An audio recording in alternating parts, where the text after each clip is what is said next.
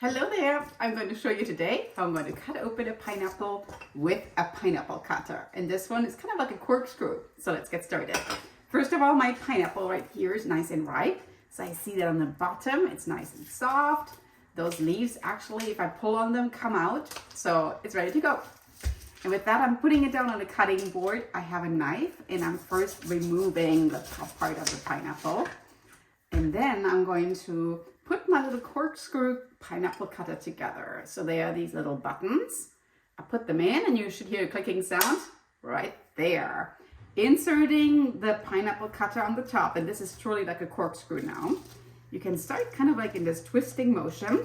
The goal is that you're basically pulling out the pineapple, do you say meat? Well, the pineapple inside, right? The good stuff.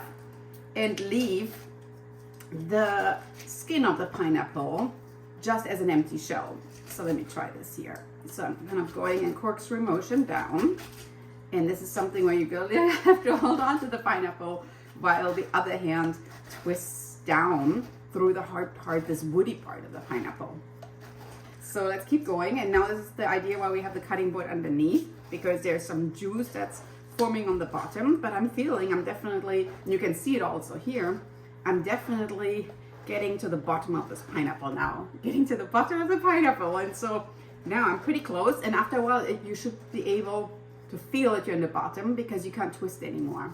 Okay, so now you can see that pineapple cutter is all the way in. And I'm holding with one hand while the other hand pulls out. And I'm actually really curious whether this pineapple is good. So this is the part which I should probably do over a sink.